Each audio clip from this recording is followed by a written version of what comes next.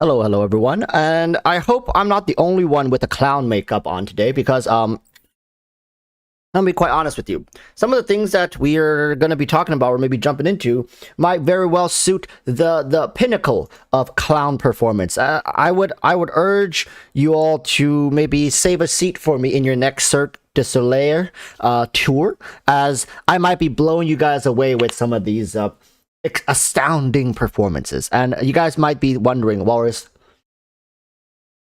what are you talking about, man?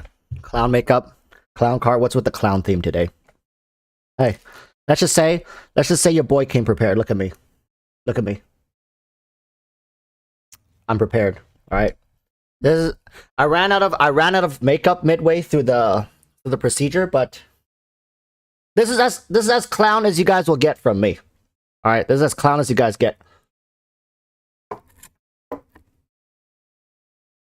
I am the circus. I am the circus. So Barry Allen says, been stressed these days. Finally, I can relax here with chat and Walrus. I'm sorry, man. I wanted this to be a relaxing stream as well for you. Believe me, I did. But it's just too much work to take off the makeup at this point. And I swear I had my clown nose somewhere here as well. I just can't find it. So if I can find it later, I'll put on the clown nose and we can complete the costume here. All right. So couple things we want to talk about. I see a lot of people are wondering where's our battle pass. Where the comedy will suffice as relaxment. All right. You lost a bet or something? Halloween a bit early, ain't it? All right, listen, chat. We got to stay on theme today. The theme today is what now? All right? Our last shimmer of hope. And actually, I want to preface everything by saying, don't worry. It's not finalized. It's not like Hoyoverse came out and said, hey, good luck, no battle pass. We're not out here handing away freebies. Buggy D Walrus. More like Buggy D Genshin. Buggy D. So, there's no finalized say from Hoyoverse that whether we are getting a battle pass or we're not getting a battle pass. I hope we are, because usually there's a couple days of downtime. I don't remember exactly how long the battle pass usually comes down for, but there usually is a couple of days in between battle passes where you get nothing, right? So it's not like people are out here losing their minds.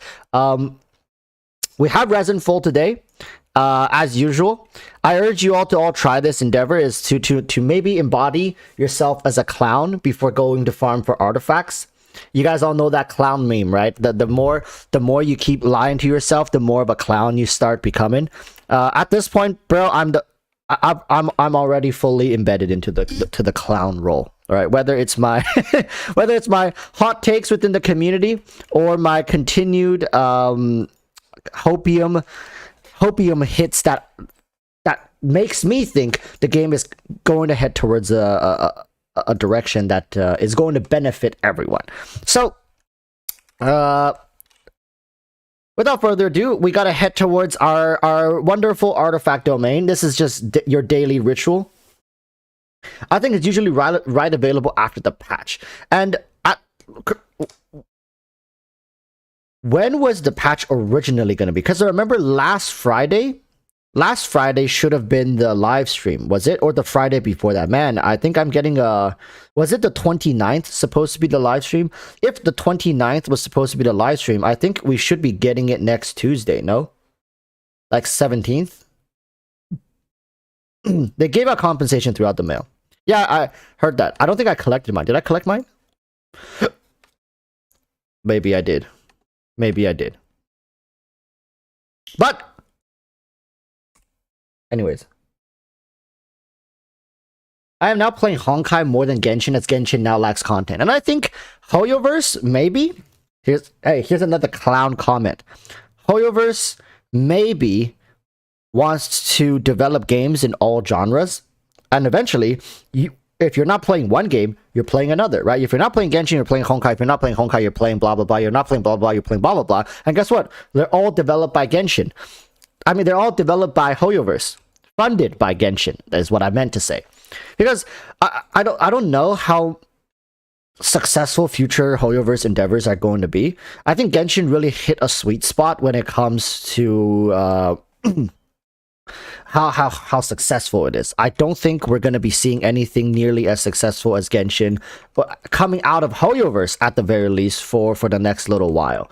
It's kind of like winning the lottery for Hoyoverse. Hoyoverse won that 5-star 0.5% chance when they lucked out with Genshin, right? So do not expect this kind of luck to continue. That being said, it doesn't mean that the games they release are not going to be good in the future. I might still check it out. To be honest with you guys, I'm kind of excited for Star Rails. Star Rails seems like a pretty chill game. Now we need to be clear of this, right? Just because Genshin has disappointed us. Okay. Just because Genshin has disappointed us doesn't mean we have to continuously judge Hoyoverse based on Genshin's performance. I think it says a lot about maybe their core principles, but from what I've seen, Genshin doesn't seem as bad of a game as a lot of people want to make it out to be. So I'm excited for Star Rail. That's my honesty to you. I already applied for the beta. I'm more excited for Star Rail than I am for Tower Fantasy. Although I will definitely play Tower Fantasy, I do enjoy those kind of games. It's just Tower Fantasies just doesn't feel as polished in my opinion. Just my opinion, all right? Some people might really like it. Some people probably. I've seen a lot of people, in fact, being the opposite. They're like, "Oh, I'm not gonna touch Star Rails. I'm going all in on Tower Fantasy," which is great. And I think it just shows that in this genre, there's enough diversification right now for people to be excited about different things. Look, says, "Hey, chat Walrus, how's everyone? I might stream after you depending on how late you go. I'll try to stay on schedule today because there's things that I want. We go until 3 a.m. to do that. No. like I was just saying.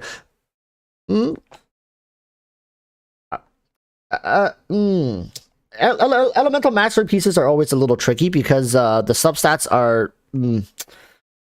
We'll see. We'll see about that one.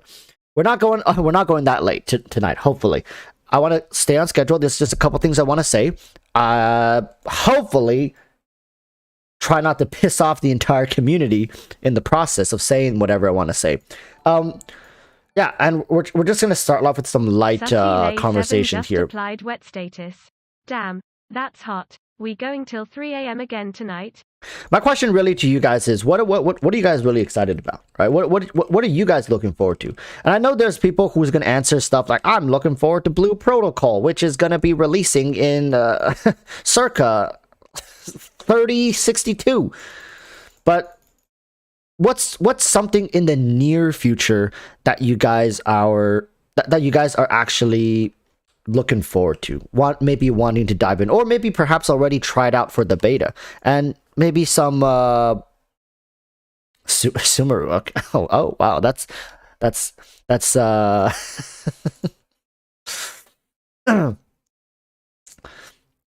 optimistic. That's optimistic. You think Sumeru is going to be coming in the near future? When I say near future, I mean like the next 3 to 4 months, maybe. Maybe actually, you know what? Maybe near future can be extended to half a year. But when you're changing metrics to measure the time, like for example, you're changing from month to year, how soon is it really, right? So I want to say 3 to 4 months is acceptable. 6 months is to a year is kind of like in the long term. Because I think at this point, Sumeru is not going to be coming until the fall, right? So we're in May, April, June, July, August, maybe late August, September is when Sumeru is going to drop at this point. That is, hey, what's up? What's up? Today, I'm embodying the clown role, so just ask away. Expect clown answers.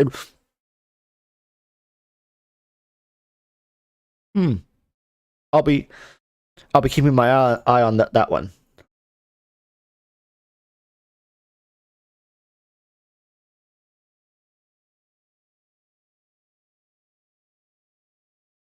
An insane shock trooper says, "Hey bro, I'm AR59 playing on EU, started at patch 1.0. When I'm criticizing the game, everybody is losing their mind. I don't hate the game, I hate the monetization." An insane shock trooper, welcome to the Walrus channel, where at least here I'm not gonna shit talk you, or at least I believe my community isn't going to go out of their way to shit talk you if you have something negative to say, right? I think positive, negative, it doesn't really matter. Just have something worthwhile to say here at the very least. So if you have anything to say, I'm all ears, man. Like, let me know. Let me know. I'd love to hear what you have to say, good or otherwise. So diagrams. I am loyal to Genshin, and I don't really want to play any other gacha games. Genshin is the only gacha game I only stuck that I only ever stuck to, and that is good to say. But when I say things that you're excited for, it doesn't necessarily means you're gonna jump ship, because I'm talking under the assumption that Genshin is more of a game to be played in association with other games, meaning that when you are done with Genshin, you can always hop on another game if you have the free time. If you don't have the free time, Genshin is perfect for you, right? Like, if you can only play games for an hour a day, or like you only have an hour of free time to 2 hours of free time apart from work every day, Genshin is almost the perfect game, almost the perfect game for you. There's, I mean, when it comes to quality of content and patch consistency, releases, the budget that the game has, and the potential longevity with the powerful studio behind it, Genshin is a great game to be invested into. But if, let's say, if every day you can have 3 to 4 hours of free time, and you want to spend at least 2 to 3 hours playing games or whatever, Genshin is going to offer you a very limited amount of meaningful game time, is what I'm saying. That's why I'm assuming that there are people who want to play Genshin in conjunction with other games, which is, again, completely normal. It's a very healthy thing for both Genshin, for you, and for the whole gaming space in general, right? We shouldn't marry ourselves to the idea that Genshin is the one that I will live and die by, and nothing will tear me apart from my beautiful waifus. I think that's just jumping a little too deep into the rabbit hole. Is it a rabbit hole? Maybe that's tunneling. Maybe not a rabbit hole. That's tunneling a little too hard. But then again, like I keep reiterating, it doesn't mean Genshin is a terrible game. I think Genshin has definitely big flaws that it needs to polish up before it really can take us into the future, right? Like, you can ride on this Genshin train till the day it actually closed down.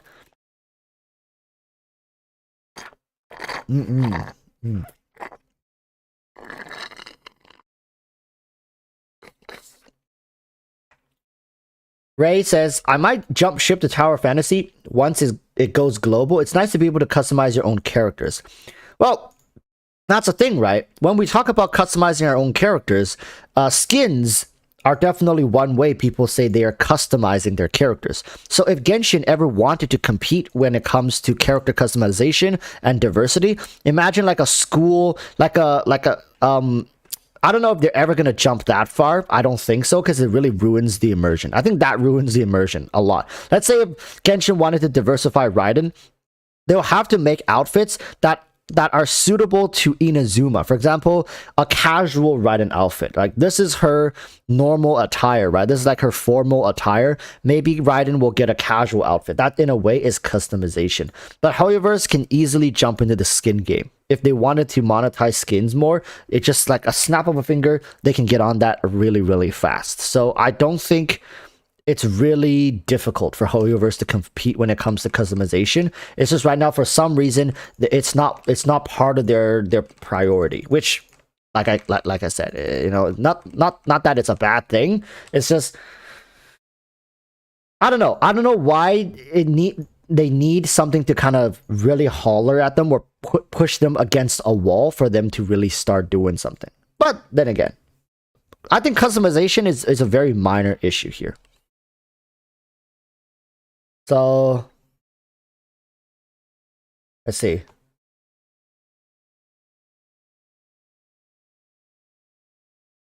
An insane shock trooper says nearly all of my original friend list is now a dead town. I know that feeling, man. I really do. I had to replace at least, I would say, 60 to 70% of my friends list since I started the game back in 1.0 as well. A lot of them, they were nice enough to they at least bothered to say like, hey man, I'm taking a. Okay, here's the thing. Most of my friends, they started. This is how they mostly quit. Tell me if this sounds like, if this was the same for you guys as well. They're just like, hey man, I'm thinking of taking a break from the game. I'm taking a break, and I'll probably come back when patch blah blah blah drops. That's always how it always starts. They'll say like, I'm taking a break. I'm gonna go check something else, or they pick up the new games. Like, hey, I'm playing this other game. Probably gonna be just going easy on Genshin for a little while, and then they never came back.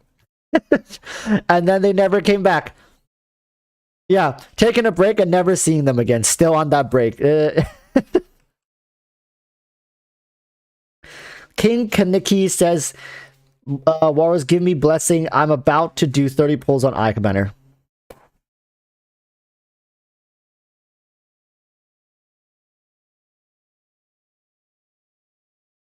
I manifested it. All right, I already manifested it. I saw gold. I saw gold. Please report back with your summon results. That's okay. Genshin isn't for everyone. It's really hard to find friends in Genshin as well. Let me tell you guys that right now. It's much. In fact, I want to say it's much harder to find friends in Genshin right now than it was back in the day. It's because the community has matured so much. This community right now is for a game that's only been out for like a little over a year. Actually, no, a year and a half, right? A year and a half, pretty much. No, wait, more than a year and a half, almost 2 years. The community feels like it's been around for 4 or 5 years. Lay 7. Lay 7. Lay 7 is a non-believer. Lay 7 is one of the people that unfortunately I was not able to make it happen for Mr. Lay 7. Unfortunately. Yeah, Genshin's community is very mature and it's very difficult for you to fit Lay in. 7 just applied wet status. Damn, that's hot. If Walrus blesses you, you're screwed. I'm wondering why Genshin doesn't have a world chat when you can visit other worlds. Okay, so here's the thing, right? Genshin, they keep talking about immersion, and this I have to agree with them. One of the biggest problem is bots, right? If Genshin had a world chat, how like your UI is just going to be completely cluttered unless you can choose to hide it. And I think most people would hide it because of the bots. They would just be like, oh, buy Primo Gems at blah, blah, blah. Get free Primo Gems. Oh, check out www.getfreeprimos.com or whatever, right? And people are going to be spamming their codes, UIDs, whatever. And there's always going to be people that's going to go out of the, and it's just going to be like a free advertising platform for small businesses. This one as well, so like online businesses, right? So, and I think Hoyoverse knew that from the very beginning. This isn't as big of a problem in CN, especially for games that are owned by Tencent. If you guys know Tencent, they're like a hella big gaming corporation in China. They're very strict because all accounts have to be registered with phone numbers. Sometimes, back in the day, I remember you needed like your passport or like government ID number. So like you guys know your driver's license number or your passport number, social insurance number, or some crazy shit like. And you need that to sign up for a video game account. It's absurd to think about, right? But then again, if you given the government or given the company your social insurance number, it really makes you care about the account that you own. You don't want to do some weird stuff on it, and right, they can hold you, at worst case, not only can they ban you, they can hold you legally accountable for breaking certain terms of services and agreements, and they can track you down very easily. So that's why it's not that big of a problem in China, and I think to a degree even Korea operates like this. I don't know about Japan, but I know China and I know Korea does this, so that's why they haven't really had that big of an issue when it comes to just making sure that the game is non-bot populated, right? So unfortunately, I think Hoyoverse, anticipated for this. That's why they didn't give us a world chat. So, and people in CN just have to suffer with us, you know, in this solitude. The only way you can really make friends on Genshin, like for example, you can just go like right here. This is pretty much, wait, no.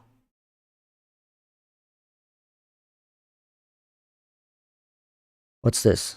This is friends, recent co-op players. Actually, a lot of these people are still online. Okay, this guy doesn't. How do you go? Where's the random friends list page? How about that? A lot of people I played co-op with back in the, and I haven't played co-op in months. I'm telling you guys, I haven't touched co-op, I think, since patch 1 point something. It's crazy. Crazy. But forums, Reddit, Discord channels, that's probably where you're gonna have the best shot at finding people who play the game. It's mostly third parties, and I think there are people who can definitely make friends in game, but it's difficult to communicate, and the chat system they built up here is quite in some ways buggy, in my opinion. So it's not the best. So most of the time people choose to communicate through Discord, through Facebook messages or whatever. So it sucks, man. It sucks because, and I think this is a game that desperately needs people to communicate with each other and to share their excitement, especially when you got rates like 0.5%, right? Getting a character is really exciting for the most part. Where's the, my bad, it's 0.6% to get a 5-star. Sharing your excitement, and I think there's a ton of Discord groups where people have gathered to kind of just flex. Let's put it this way. Let's put it nicely. To flex on other people when you get, and the only time they talk is when they're flexing the fact that they just got like Ayaka C3 in 110 pull with 30 primo gems. So what you're saying is that when you get a 5-star, you should be able to spam it in other worlds. This is a thing, right? I'm telling you guys right now. How many of you guys play gacha games where there are, every time somebody gets a character, there's just a banner on the top of your screen that just scrolls like blah blah blah, just summoned and got Ayaka or Kamisato Ayaka. They do that in so many games, and I think Genshin, you see, this is the thing. I give HoYoverse praise when it's deserved. They chose not to do that. It happens in Honkai, I think. Right. So like Genshin, they chose, not only do they not populate you with other people's spam, they even remove spam from the game itself. It's so weird for me to see a game like this. It truly is. It truly shows that Genshin is a breed of its own. The game, the UI is so clean, it honestly feels like a single player game. This feels like a game I paid money for, and now I'm just playing it. Until I open up this page, which reminds me, oh wait, this is a free game. That's a gacha game. That's an open world gacha game RPG. But apart from that, when you're just playing the game, it feels great. It doesn't feel like your traditional gacha game. There's no spam, there's no world chat, there's no guild system, there's no like raids, there's no PvP, there's no leaderboards. A lot of the things that people mentioned about Genshin, which they want, also are most of the time double-edged swords. Really, it really does feel like it. Trust me, let me tell you guys this one thing. If Genshin had a leaderboard, if Genshin had any PvP scene, you guys will never hear the end of it when it comes to game balancing and PvP balancing and character debates. You'll never see the end of it. There will be constantly like entire like electronic wars going on all over different subreddits, Discord communities, and people's YouTube video comment sections. It will never really get excited for a character unless they have some sort of meta-driven. Yes, we will. I'm not trying to say that people won't be excited for characters if they're weak. They will, trust me. But the noise that they make is going to be so much more quiet in comparison to those who are meta driven, because the people who are confident in their meta choices and their meta finds are going to be screaming the loudest on Reddit, on the forums, and when things are imbalanced, they're going to demand change. That is not I'll be honest with you guys, I'd much rather have whatever Genshin has right now as opposed to whatever the hell that is, because that promotes more toxicity, that promotes singular teams or singular builds or very limited options if you want to not get your face stomped in on a certain feature of the game. So for example, if Hoyoverse decided to release a new game mode, whatever the hell it's called, and it's like it's an island over maybe next to Inazuma somewhere, right? Maybe it's like an island down over here called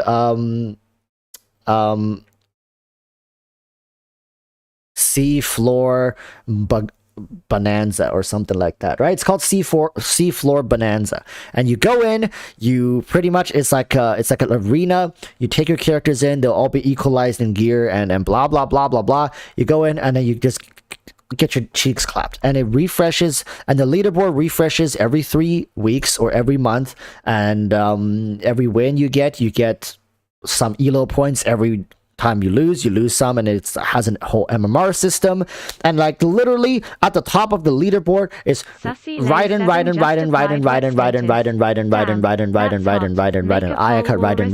Ganyu, Raiden. Community think would happen to Genshin if leaks stopped? Would it be good or bad overall? Like, can you imagine that? Like seafloor bonanza. How excited would you be to play that game mode, right? While we answer Lay 7's question, I want you guys to think about that. Really, like, honestly, ask yourself that.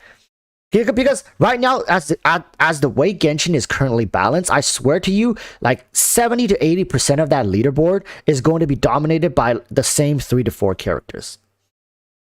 And you'll never hear the end of it. And now Hoyoverse not only has the balanced normal characters in Overworld and Abyss, they also have the balanced seafloor bonanza.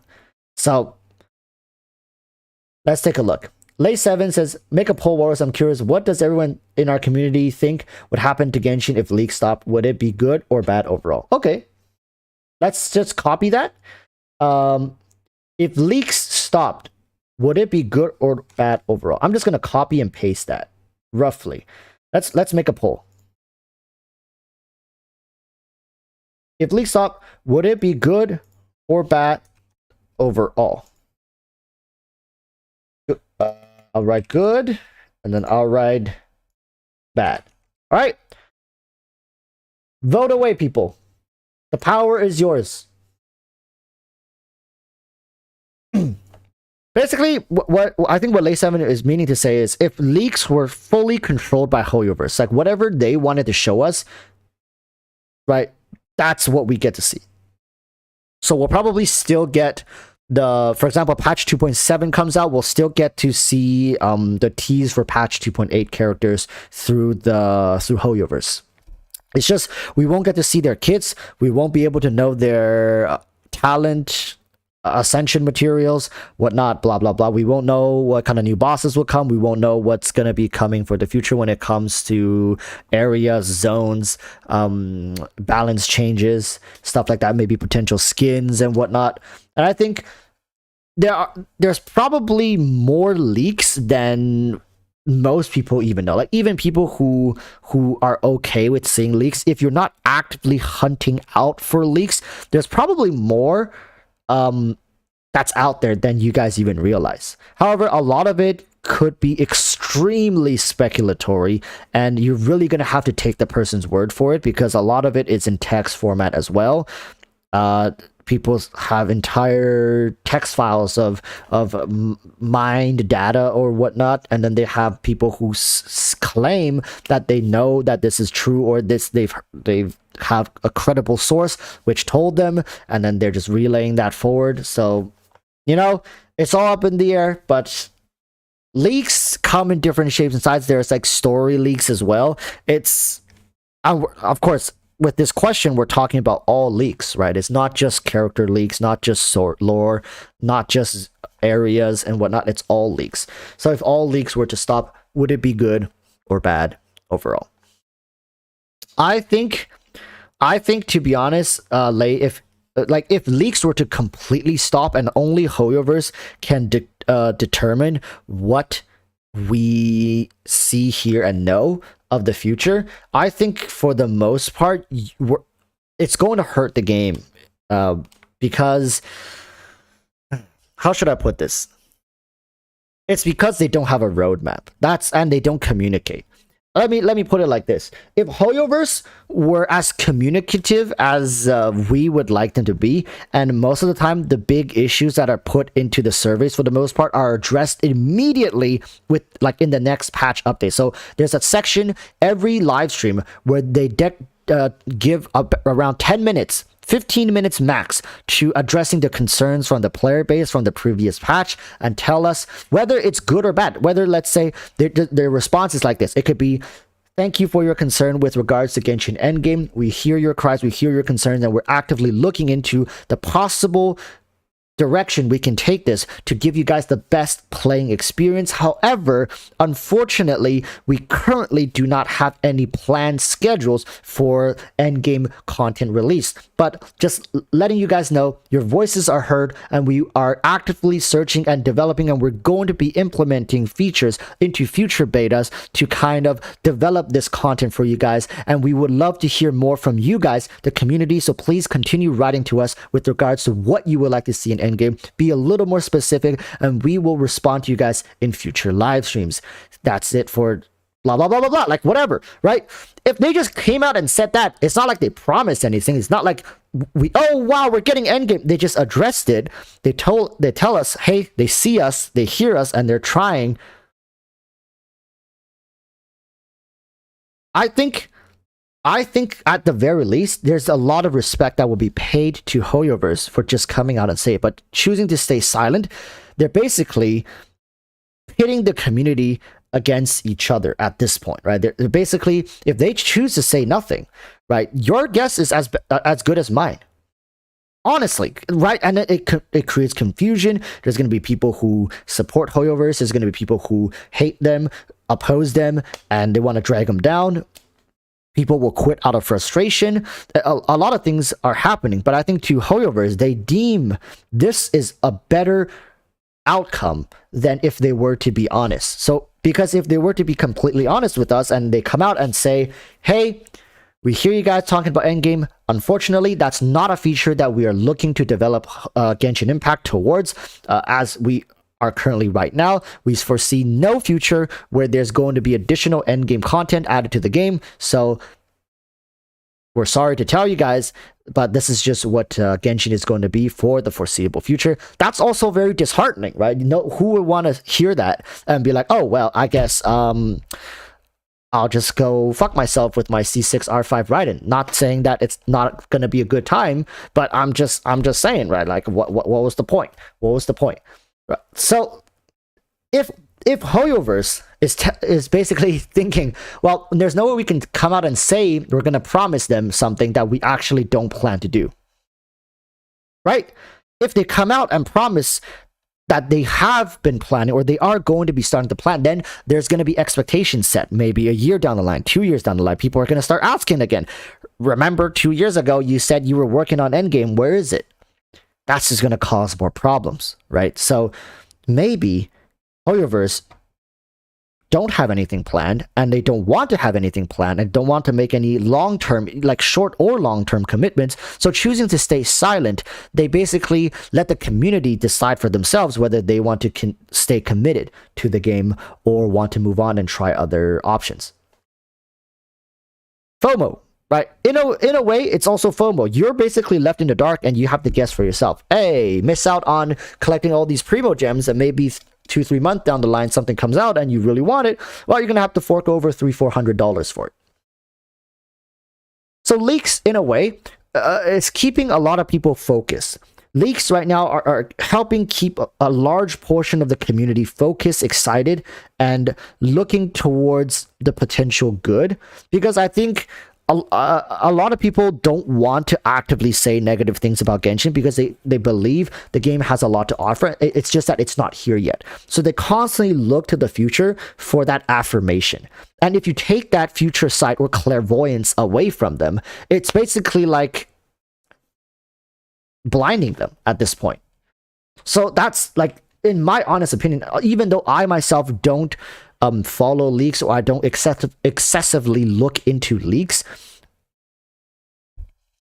I cannot deny how it keeps people excited for the future of the game.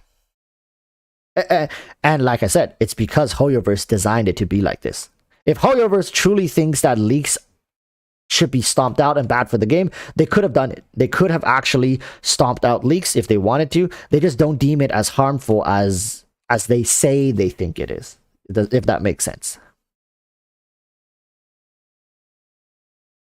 The HVK says, take away leaks and I become way more conservative with Primogems and wind up rolling for fewer characters. Yeah, people are just going to hoard. People will hoard and hoard and hoard.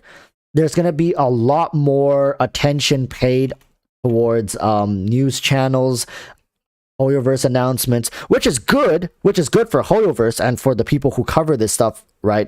People like Majestic back in the day, you know, the Notepad Archon, he was really fast and quick with the news, and in the very beginning, when leaks were not apparent, look how successful he was. And it's true, right? Like, I'm just pointing to the truth.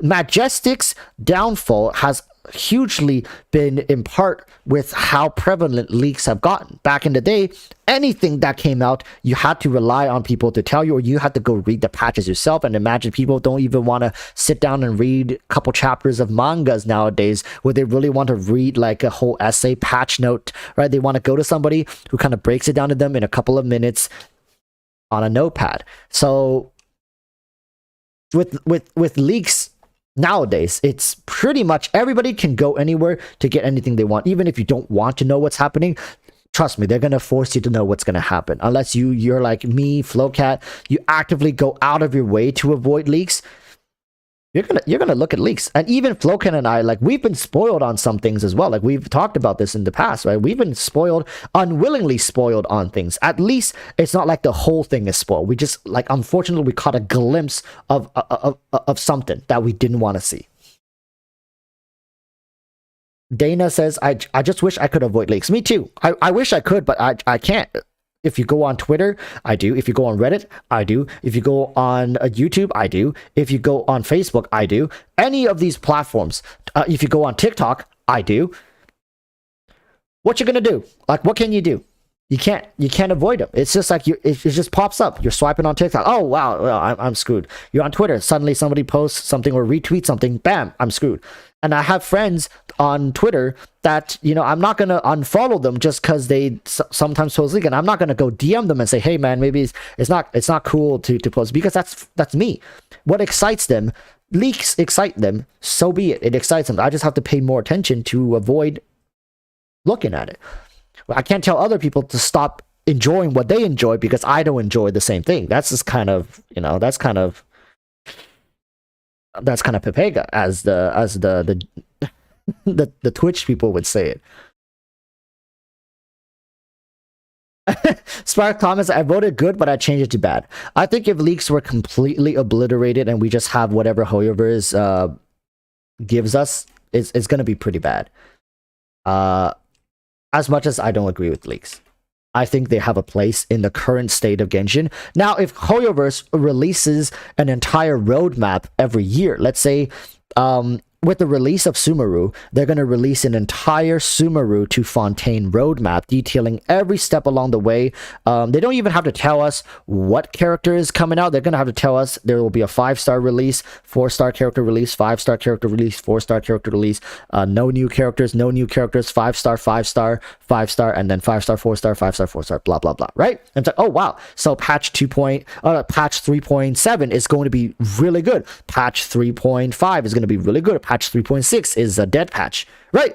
We can plan things out. We get excited basically way in advance, and then we can plan out our entire schedule. And at every live stream, they will update that roadmap to like kind of maybe a new graphic to light up and show the characters that have already been released. And then as we go through the patches, this entire timeline eventually just lights up and it shows us how they hit the mark on every single thing that was promised. I think that could be pretty good. And even then, I think people would want more. Like, oh, this new character, what are they going to do? What element are they? What's their talent ascension material? Blah, blah, blah, blah, blah. So I think Hoyoverse wants people to stop pre-farming in a way so that they can really have a huge player retention spike when characters, zones, whatnot drops. So it kind of reflects people's excitement. But if people already pre-farm everything, they're not going to see as big of a number spike for playtime when new characters or zones drop because everybody already farmed everything.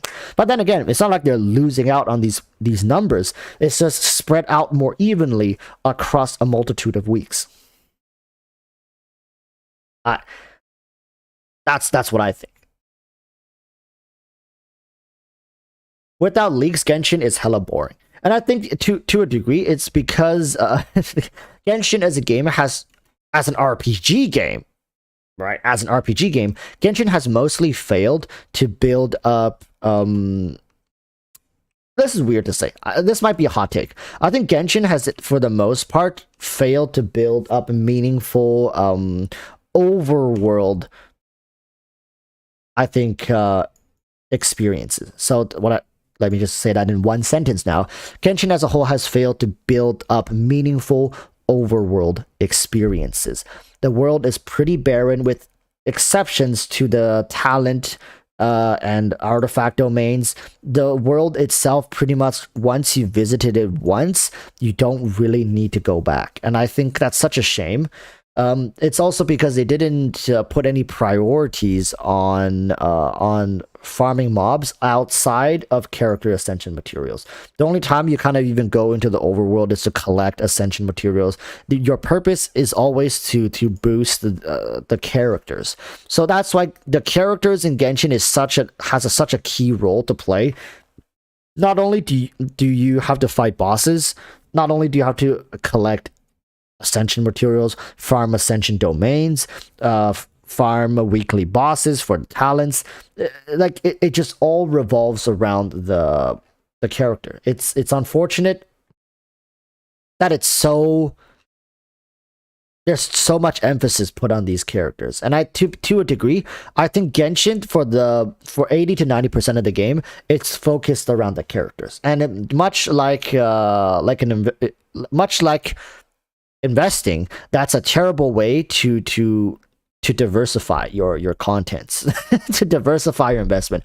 Hoyoverse has so much riding on these characters that if ever a character isn't popular, like with the Kokomi's first banner, they're gonna see less engagement with the game. They're gonna see less revenue flow, and they're gonna have backlash because people are gonna be bored. Like they realize, oh, wait, I didn't pull for Kokomi. Now I'm kind of shafted.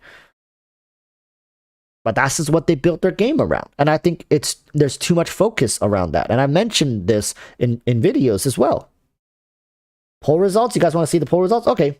Yeah, we've been letting it run for 15 minutes, so I think that's good enough. Here's the result. Stop looking at Raiden. This is disturbing. Okay, let's look at Kazuha.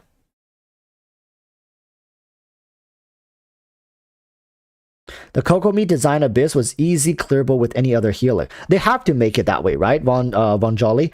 They have to make it that way. I think Hoyoverse would love to kind of gatekeep you out of certain content with characters. And trust me, if in the future they actually listen to the community and they make a multitude of endgame content, there is going to be some endgame content that puts a lot of emphasis, if not heavily, if not reliance on you having certain characters or team comps. Beg for it all we want right now for more endgame content, but don't blame Hoyoverse if they come out with something that suits their monetization model over your enjoyment. If you want them to go into the game, create models, designs, coding to create entire new ways to enjoy endgame, you better open up your wallet and pay up. Sussy ANTNICKGAMING YouTube just applied wet status. Damn, that's hot. Hot take leaks keep games from losing players' interest, but to over-speculate causes high expectations, which is what content creators do. So, Nick Gaming YouTube says that hot takes, it was just read out, so I'm not going to repeat it. But I think that's a valid point to make. And I've also mentioned this in previous videos too when I was covering the Yellen leaks, because if you guys know what happened to Yamiko, I probably don't need to go too into detail. And I know there's a lot of people, and that truly is a hot take, because I know how my video was received. The Genshin community right now is in a state where they don't really understand the other side of this argument yet. Like, they don't understand our side of the argument when we say stuff like this. It's because the game, like I was saying, is too reliant on leaks. Without leaks, Genshin Impact it's quite dry when it comes to contents to be excited about. But the thing is, causing high expectations, is that really avoidable, right? For that's a question we first have to ask. Is high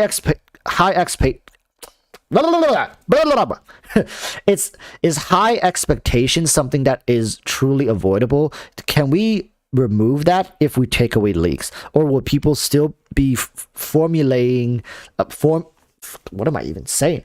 Or will people be still forming communities which would hype each other up, right? Have you ever been with your friends or something in a situation where you guys just hype each other up for no reason, and you don't even know what you're hyped for? You're just like, everybody's just like huddled in a group, like, yeah, let's go. It's kind of like the if you guys know that that cheer, that it's called Haka or something, you just got a bunch of dudes like that.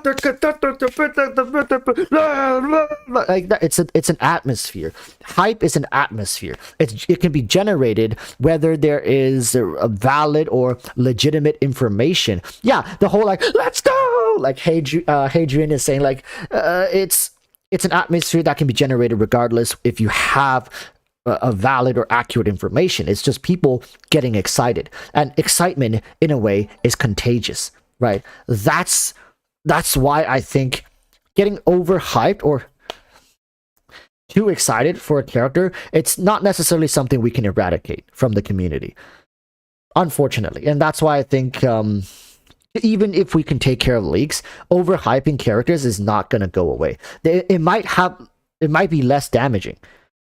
It might take a huge portion of the people away from being connected in that way. But there's still going to be people who overhype characters. But I guess to your comment that if we can even reduce the overhyping and like the huge wave of disappointment, I guess that works. Sans River is saying what Corrosion actually does is telling people to at least build Barbara. However, never make the featured characters mandatory, but they encourage building the same type of character to diversify the account. Absolutely correct. And I think, in a way, HoYoverse has given you from the very beginning of the game all the tools you need to succeed in the game. You can succeed in Genshin Impact. Granted, you probably need to put in more work, right? The scaling is not as high. If you don't have constellations, you're not going to be reaching the same potential. If you don't have 5-star weapons, you're not going to have the same the power, the surge of power with even certain 5-star weapons having great passive skills. And I think all these things just makes the game easier. It makes the experience more rich. But that doesn't mean the baseline experience of Genshin Impact is not fulfilling. I think the game, out of all the gacha games that I've played, it's definitely top 3, right? And I'm talking about the entirety of the experience. Don't mistake what I'm saying for the current state. People, we have to take Genshin as an entire experience. And I think a lot of us are still sitting here willing to talk and experience the game because the first couple of weeks or months for you were so enjoyable. And in part, why a lot of people are so vocal and want to improve the game is because they want to get back to that feeling, right? It's a great game at its peak. It's not at its peak right now. We can all agree on that, right? Elden Ring gacha is going to destroy Genshin. It's only a matter of time. Listen, I'm too big of a pussy to play Elden Ring because I know if I play that game, I'm not going to have a life for the next 3 months. I'll bet money on it. If I start playing Elden Ring, you guys won't like I'm probably gonna like make up some bullshit excuse to not post videos and be like, hey man, hey everyone, just going down with a real bad cold today. I mean, we already know what's gonna happen to the Dendro Archon. People will say she's bad just like Raiden, then later will regret skipping her SMH. Well, the thing is, I think the community is too short-sighted. And to a degree, I think people have learned that by now, and I hope they have learned that by now. But understand that for the most part, people are just echoing what content creators say. So, and I think a lot of you guys know there are certain content creators who have an overwhelming command over a large portion of the online and vocal community. If they come out and say something, these people will go everywhere on Reddit, in Discords, in other people's YouTube comment section. They will spread that news like it's wildfire. They'll spread it like it's gospel. And it's very difficult to manage that once, you know, they've been let loose. And I'm not here dropping names because I think it's in all their right to share their findings. But, you know, Genshin is a game that's designed that, like Sanzu and I were talking about this, right? Sanzu, we were just saying Genshin is a game that's designed, they drop certain things and then they complete these things down the path, like down future patches. Characters most of the time aren't dropped as complete packages yet.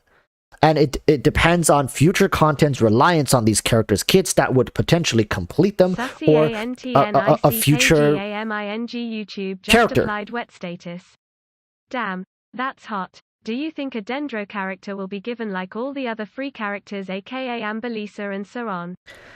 That's actually a good question as well, because I talked about this in the past, and I know everybody already is like, I know, there's going to be a free Dendro character, it's going to be the MC. Well, it's like, okay, yeah, like, but apart from the MC, are we going to get another 4-star? I don't think we'll get a 5-star, but like, is there going to be a 4-star that kind of unlocks? Maybe as you go into Sumeru, maybe they're going to be like a guide. Maybe they're like the Sumeru, or wasn't there like a university in Sumeru? Didn't Lisa go to a university? She's like the brightest mage of the university, right?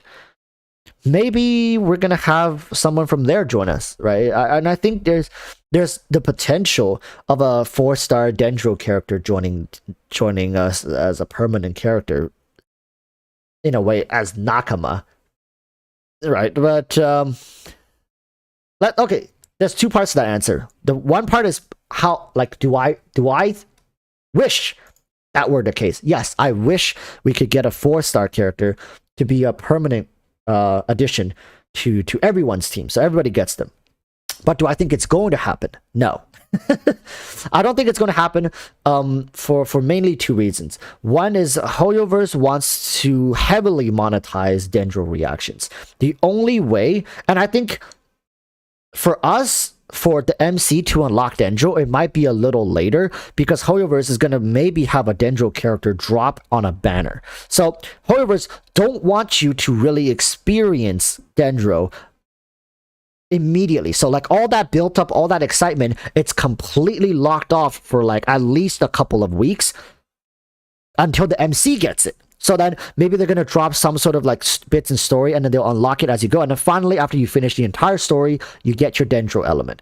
But by then, you're late to the party. Everybody, if they summon for the new Dendro character, they would have already experienced all the Dendro reactions. The hype would have been pretty much dying down. So if you want to be with the hype, if you don't want to be left out, FOMO, then pull for the goddamn character so you can enjoy Dendro with everyone else. Or just wait for the MC. So that's why I don't think they're going to drop a 4-star, because then it kind of goes against their monetization model of FOMO. They're gonna FOMO the living daylights out of Dendro reactions for the first maybe week or 2. That's just my take, and I think that's what HoYoverse does, man. That's how they do. Look how excited everybody is for Dendro. People like me and Sanzu, we dream about Dendro. We wake up, we worship the Dendro statue. We worshipped our Dendro shrine, like, please, Dendro, please rebalance, please make Electro good. I'm telling you, the Dendro is going to be a great way for HoYoverse to monetize their new content with FOMO. I don't think the MCs is going to waltz into Sumeru, touch a statue, and be like, oh, well, now we have Dendro. No. Azrael15 says, not, there's no need to delay the Dendro MC. I'm sure he'll be as big of a disappointment as Electro MC. But the thing is, the Electro MC is just adding an additional, like, pre-existing element to the MC. Dendro is the MC coming into contact with a completely new, previously non-existent element. I mean, not canonically, but gameplay-wise. So that's going to be an important distinction for, especially for Hoyoverse, to monetize that experience and the FOMO.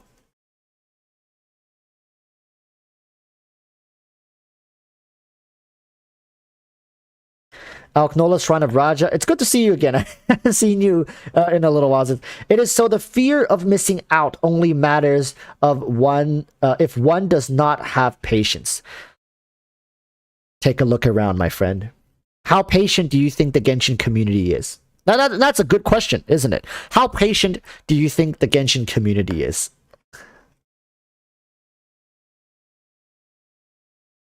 And the gaming YouTube says, but if they don't give you Dendro, then new players won't understand all the elements. Hence, they give you a free character. I think they will give you a free character, but it won't. If they give you a free character, it won't come immediately. It's not like the first thing you get into Sumeru, you get it. Maybe just like the MC, you're gonna have to play through certain things, and then they're gonna lock off the second part of the story until the latter half of the patch, for example, right?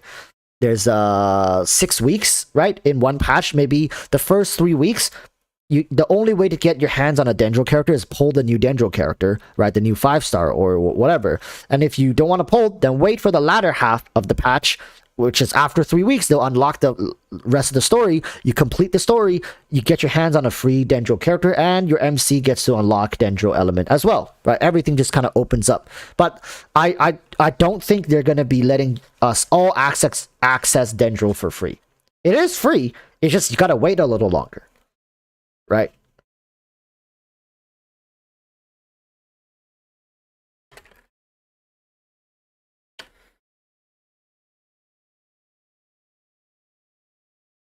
They might give you a Dendro guest character like Baiju to use in the story. Yeah, I could see that happening. Let's say you're playing through the story, and for one part of the story quest, you get access to Dendro. I can see that. And maybe Dendro feels amazing to you. Maybe you're like, wow, that's crazy good. I should pull the new 5-star Dendro then. Oh, no, but I'm saving for the Dendro Archon, which is coming in 2 patches, maybe. Right, that's also something they could do. But remember, everything that they do is in service of making them more money.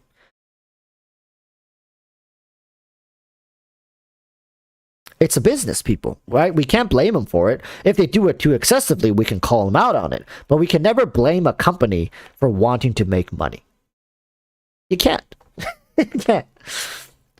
At least I don't think you can. Like, you can say, oh, you're too greedy. We can call them out. We can say, hey, we get it. You need to make money, but it's being a little too greedy. Going a little too hard. Going a little too far.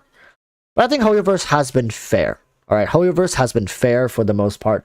They make sure the game stays very free-to-play friendly. In fact, there are certain free-to-play units, Xiangling, that's essentially top tier in certain categories. If you want to go into subcategories, Xiangling is arguably the best off-field pyro applicator. That's in the game. When it comes to duration, what's the other one called? Consistency, right? Damage. What's not to love? And she's a free character. But I think Hoyoverse has been fair. So I think when people say Hoyoverse is too greedy, I think Hoyoverse is only too greedy to the people who have the money to spend. Let's say you make $25,000 a month. Right. Let's say you make $25,000 a month. You can comment and say, wow, damn, Hoyoverse, you're a bit little excessive over here with how you monetize whale content. Right? You can say that. But as somebody, let's say if you make $1,500 a month, you don't give a shit because you're not spending your hard-earned money on Genshin Impact. At least I hope you're not. Right? At least I hope you're responsible with that. And you're like, oh no, I can't spend on Genshin. I can't afford it. Rent takes up 60-70% of my monthly income. I can't afford to play Genshin. I need to eat. Right? Who cares? Genshin, then who cares about Genshin's monetization model? Because you're not their target audience for monetization. Because you're not spending money in Genshin. So when it comes to myself, I look at Genshin, I can criticize like, oh damn, they're like, I mean, all mobile games nowadays are extremely expensive. Have you guys seen how much money mobile games charge you for the contents of the game? It's not just Genshin that is greedy, people. It's not just Genshin. And Genshin doesn't even have a PvP mode, so they certainly don't force you to grind some arbitrary ladder that they set up. And a lot of this can sound like me being a white knight to Hoyoverse, but I'm just stating the truth, people. I play a lot of different mobile games. I've played probably 6 different mobile games just last year. And Genshin has been the one that I can come back to. And listen, I spent about like almost $6,000 in Genshin at this point. I think around 5,000, closer, maybe 5,000. I don't count it because I don't want to face that reality, right? But I'm telling you guys, Genshin is not the game I've spent the most money on. I'm just gonna let that sit for a second. Genshin is not the most money I've spent on a game, right? But Genshin is definitely of higher quality than those other games and incentivizes less to spend money on. You guys know what I'm saying? Genshin doesn't make me feel like I need to spend the money to stay relevant or competitive. But a lot of other games gives you this feeling like, oh, if you don't spend this money or if you don't buy this pack, then you can't stay competitive. You start falling behind, right? You can't get into the top guilds or whatever because they have insane requirements for you to compete. And if you want to stay at that level, you better spend the money. Genshin doesn't do that. And I think in part Genshin doesn't want to create a PvP scene in game, in part due to not wanting to segregate the community with their free to play and the whales. Right? Like the whales can duke it out. Like trust me, Sanzu will throw hands with the best of them. I mean, throw cards with the best of them. Right? Oh, here's my infinite Visa. Here's my black MasterCard. But for free to plays, that's not even like a realm that we don't even exist in the same dimensional realm as those kind of spenders. You know what I mean? So it's Hana. So it's something I think Genshin does quite well, right? It's something that I think Genshin has stayed true to its word in being a good free-to-play experience. And I don't think people give enough credit for that. Yes, right, there's very little to do in the game towards the end of it, even for free-to-plays. Like, even if you're free-to-plays, very little to do. But that's why I have the clown makeup on today. But staying hopeful that Dendro's introduction will kind of push us along towards this direction of a more populated endgame. Dana saying, I have to wonder if the base characters will still be relevant in Khaenri'ah. How much more difficult can Genshin get? I think Genshin can get a hell of a lot more difficult. And Dana, there's also something very important we have to understand is by the time we really get to Khaenri'ah, or let's say the very end of the game, maybe another 6-7 years from now, free-to-play players who started now or maybe back in 1.0, they're gonna have 5-star characters and 5-star weapons. It's not like, you know, these characters are still going to be the only options people have. Like, yeah, if you start the game, like if we're talking about the game 8 years from now and you start the game 7 years from now, you might be struggling, right? So think of this as even a more rewarding thing Genshin is doing to reward its early adapters.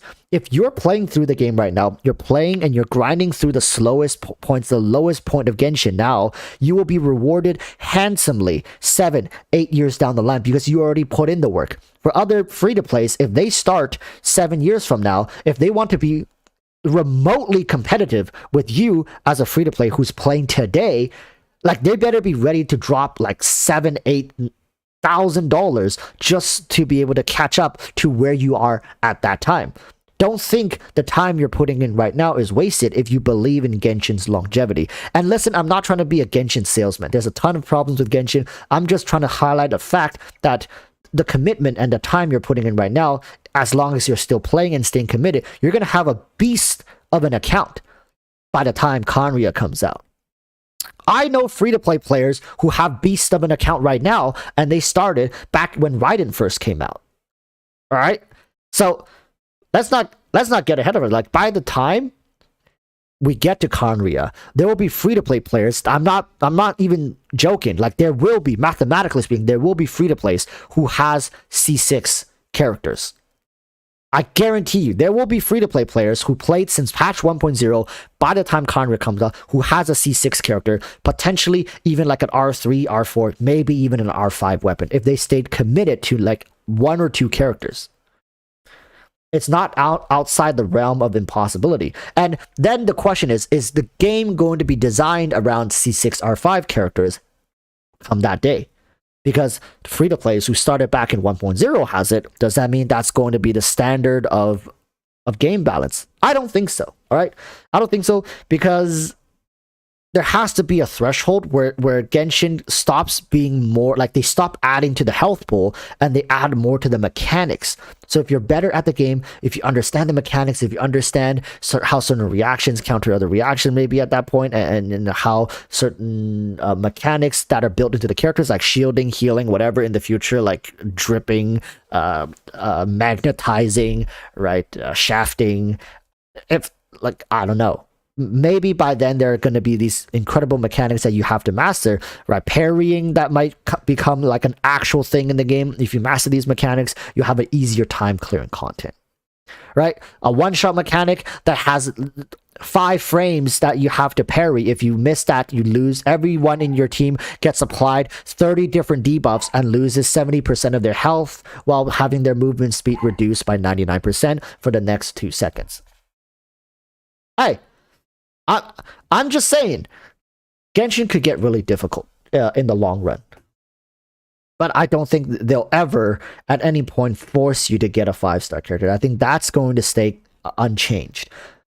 But, like, you guys might be... Okay. Here's another thing I can say to you guys right now. There will be a day in the future where we beg Hoyoverse to give us easier content. I'm just gonna say it right now. Damn, that's hot. Imagine if Genshin gets so hard my Eula hitting 2 mil can't get the job done, lol. Oh, trust me, like they're gonna make bosses that have multiple phases that you can't one-shot, right? So you're gonna have to use your 2 million bursts 5 different times, and the boss only has, let's say, 7 million HP, or like 6 million HP, but you got to use your burst 5 times because every time you one shot it, you only one shot that phase. That's Hoyoverse's way of making sure like people like Tony too never just just cruise through the game. And I'm sure there's going to be very gifted people in the future, kind of like how people speedrun Elden Ring, speedrun all these games. There are going to be people who make endgame Genshin with insane mechanics look like a freaking joke. Right, they're gonna clear the game with the bare minimum requirement. And I think that's just a healthy gaming community at that point. It's just you're gonna have multiple options in the game. There's gonna be multiple difficult fights, pieces of content that can be highlighted throughout Genshin's incredible lifespan at that time. That we'll look back to nowadays and be like, what were we ever worried about? Right? Why did we ever doubt Hoyoverse? It'll happen. And I believe that's the future, though. Why? Okay, if not, then why are we still sitting here talking about it? If people didn't believe in that future, then why still stay committed? I think it's because Hoyoverse has shown us, in many ways, whether you like to admit it or not, that they are a company that is capable of delivering great things. Yeah, not all the money they make, not all $3 billion HoYoverse has made is going back into Genshin. And to be quite frank with you, where are you going to spend $3 billion on one project? Don't be ridiculous, right? If you put $3 billion back into Genshin Impact, what, like, this isn't a charity, people. Right? It's very natural for a company to take earnings from one project and diversify and try to continue expanding and growing. It just gives them more opportunities. They start new projects, right? And it's great that I see HoYoverse is working on new projects, but there's also a degree at which, let's say, if Genshin generated $3 billion and then they put in like 10 million for the entirety of next year, that's a little unreasonable. But from what I've seen or heard, I think Genshin is putting back around 100 million into development or sustaining Genshin every year, maybe a little more when new regions or whatnot is dropping. I think it's fair because the game took, 200 million to develop and 100 million per year to operate. So if 100 million every year is able to turn over, let's not say 3 billion. 3 billion is like, it's too much. I think Genshin is going to see less and less income throughout the years until it eventually levels up. Let's just say 1 billion. If 100 million is put into maintaining the game every year and they can make back 1 billion, they put back 1/10 of their profits back into Genshin to generate another 1 billion per year. I think that's fair. I don't know what you guys think. I think that's fair. We're getting how many games gets how many gacha or mobile games gets $100 million budget per year? Right. Toramaru says they should focus on the problems Genshin still has instead of a new game. But I think they are. I think they are. It's just HoYoverse is not the best when it comes to communication. They choose to just work on it as opposed to coming out and say it. There have been problems in the past where we've been complaining about, and suddenly they drop something saying like, we have a new feature to announce, like the two-factor authentication. Do you guys remember that?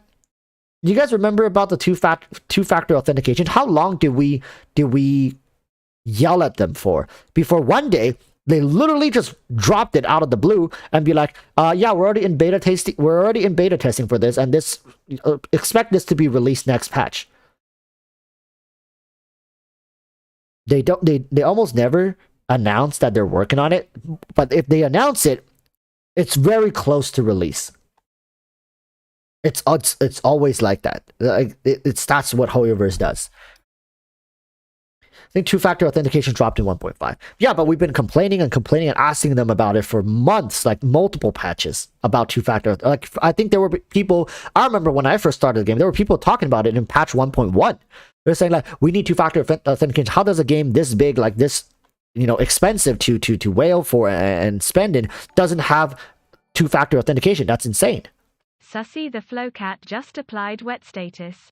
Damn, that's hot. More money does not equal a better game. There are issues with scope in large projects. Yep, and I think a lot of large projects is also plagued by a problem that has too many voices.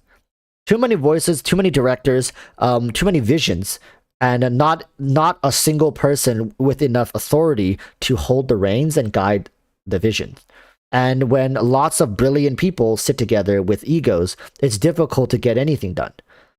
And it's asking a lot of most people to drop ego and their years of experience and expertise to follow someone else, which they may or may not hold in very high regards. You're absolutely right. Genshin, I think, suffers from a different problem. Like the exact opposite is that I think Genshin's team is too small. I honestly think the current team that is working on Genshin Impact is a very small group of people, right? It's a very small group of people, and they're very experienced. They know exactly what they need to do, and there's somebody or maybe two people overseeing the entire thing, and that's it. Because Genshin is to a degree, its contents that really needs monitoring are just the characters. Like I was talking about this earlier in the stream, that Genshin pretty much has everything revolving around their characters. If you don't pull for the new characters, you have close to no content. You have a couple events every patch you can do regardless of the new characters, but if they release a new zone, a new boss, you can try fighting the boss. It's just the reward at the end, it's not gonna matter too much for you. That's why I think they should tie more universal rewards to bosses. There has to be a way to enjoy the game without resin, without having some sort of infinite resource gaining advantages if you just choose to no life it. So it's quite a tricky thing to balance, and I think in the future they might come up with a solution that's infinitely better than whatever I or we as a community can come up just sitting here right now talking about it. More money will probably help. They could hire more people, which seems to be very needed. But I think HoYoverse, I don't know for what, like, I don't know why they want to keep the team small. Maybe for the reasons I have mentioned before, which is they don't want. And think about it like this: a bigger team means a potential for things to get leaked outside as well. Let's say if HoYoverse right now has 30 something people working on Genshin, right? 30 people working on the game just to keep it maintained. It's like a moderate sized team. It's not big, but it's not too small, right?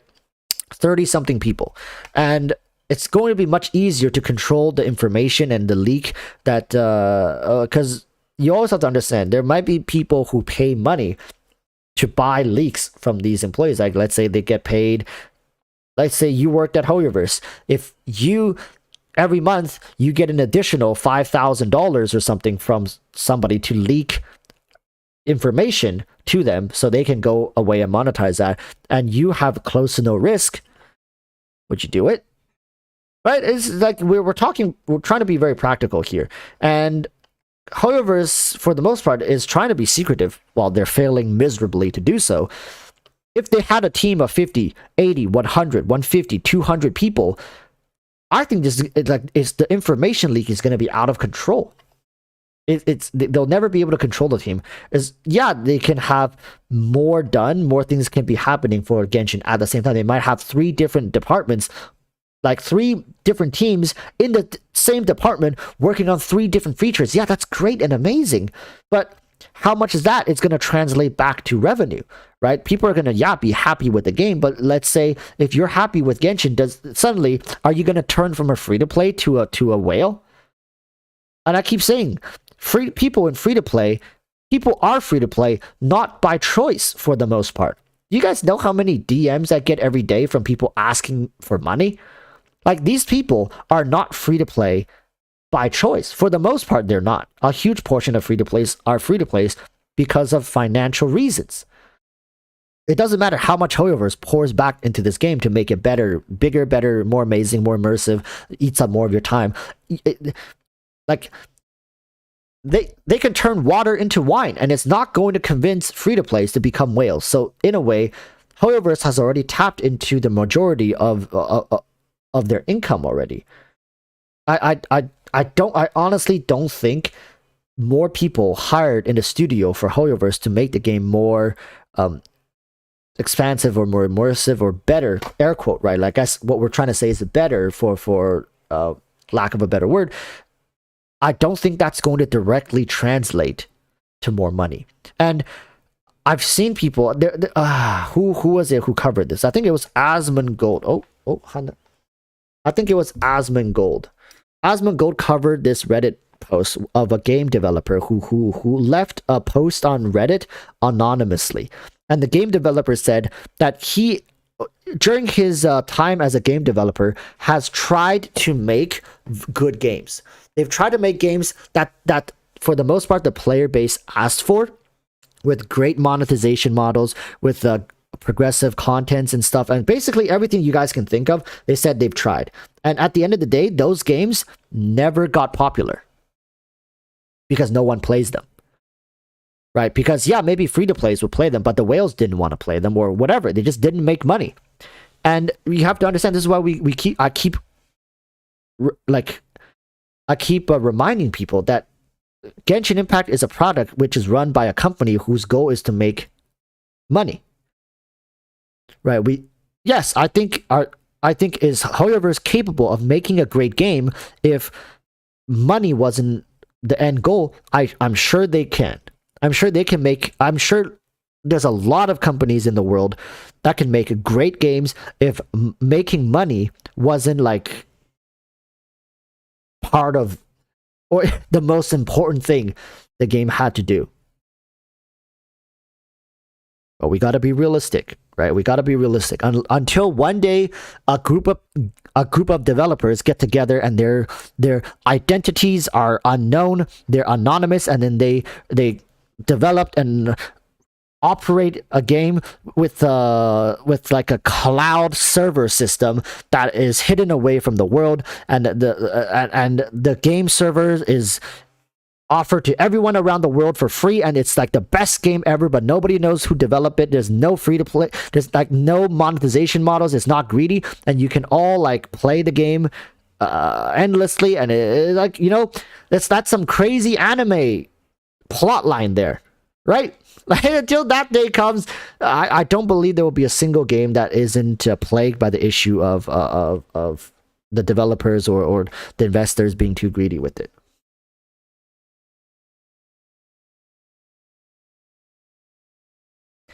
Isn't that the plot to Free Guy? I thought it was Ready Player One was like that too, right? Like, not like, yeah, they made money, but like there was like this genius developer who made this game which everybody plays or something like that, and it's like integrated into society.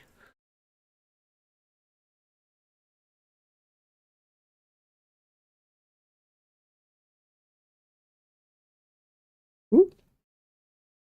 Yeah, so it's like until that happens, we're stuck with these kind of game models.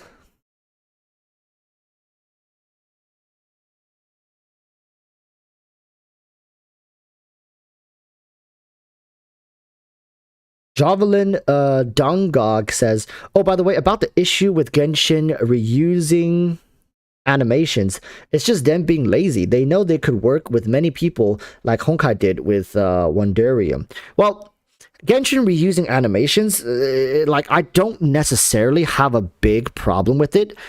I think most people have a problem with it is because it's been brought to their attention, right? But I just see it as whatever it is. If they continue releasing characters with new ways to play the game and new combat mechanics that's relevant to each character, I guess I'll keep playing, right? I'll keep playing until the day I find it boring or too repetitive or that it gets too apparent.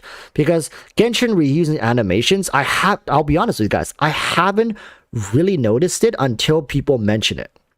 Like, if you play the same clip next to each other and be like, oh, I see it, now I see it. But before that, I didn't see it myself.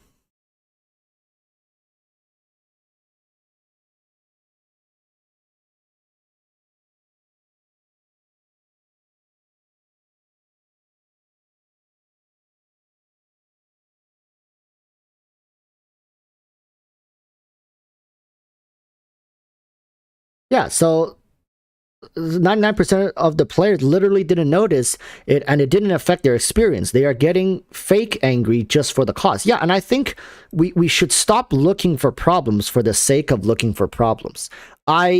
Trust me, there's a ton of things that I wish were different in Genshin Impact, and I wish that they could do about. But rehashing and reusing certain animation is definitely nowhere close to the top of their list. I guess your point is that you're trying to highlight the fact that HoYoverse has gotten complacent. Maybe they've gotten less innovative, which I can agree with that, and I can see it because the budget is there.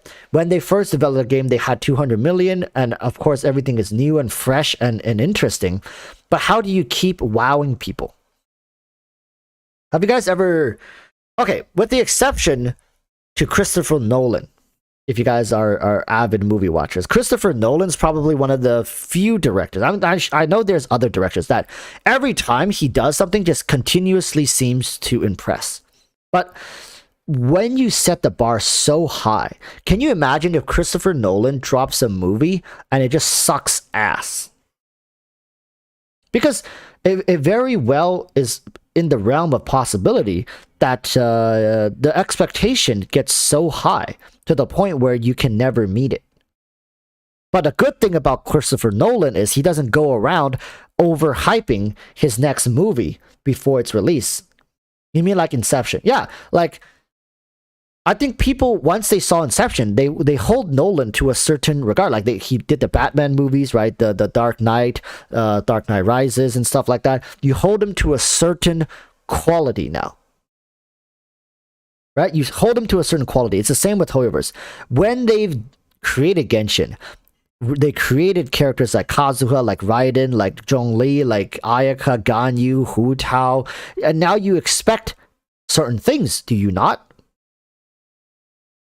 Well, if the character's HoYoverse release was absolute crap from the beginning, and then they release someone like Kazuha and then Raiden and then Ayaka, you're gonna praise the ever living, like, and then they release even characters like Ito, like Yaimiko, like Ayato. If before Ayato and Yaimiko you had absolute crap, then Yaimiko and Ayato is going to seem much better than they are now. But it's only because we're comparing them to characters like Kazuha, to characters like Kokomi, to characters like Raiden, to characters like Hu Tao and whatnot. Then you start to see, well, or like characters like Albedo, characters even like Fischl, right? Because these options are so abundant and powerful, we start seeing, oh, Yaimiko, not great, right? Not great, not very impressive. We expected better. I'm not saying we shouldn't have gotten better. I'm saying we only feel that way because of the comparisons that we have.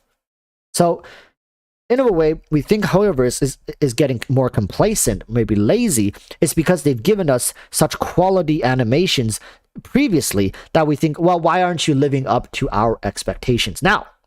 Why aren't you continuously wowing us like you did the first time when we played back in patch 1.0, 1.1? And I think there's a huge factor we have to attribute back to patch 1.0, 1.1. People say, a lot of people I see this, Genshin Impact died in patch 1.3. A lot of people say that, and that's because that's when the honeymoon phase ended. That's when you kind of adapted to HoYoverse's quality of content, and because they stopped wowing you away with every new update and every new character, animations and whatnot, that's why you feel like the game died. It's not because the game actually died. It's not because the quality dropped. The quality was consistent. It's just that you got used to it, is what I think a lot of this is. But it doesn't mean there aren't ways HoYoverse cannot continuously improve the game. Like, remember, this is two conversations we're having.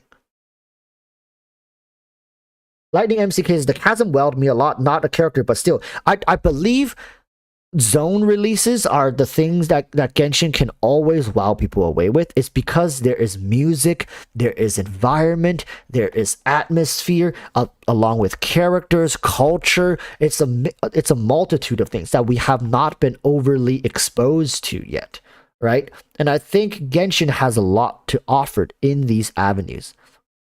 And that's why people get so excited. And I think even the biggest Genshin haters would, for the most part, enjoy the music, enjoy a new zone, maybe lore, right? But when it comes to characters, people are very critical, extremely critical, because characters is the only thing that people can look to and evaluate on a personal level. Right, they've played with other characters in other games, even.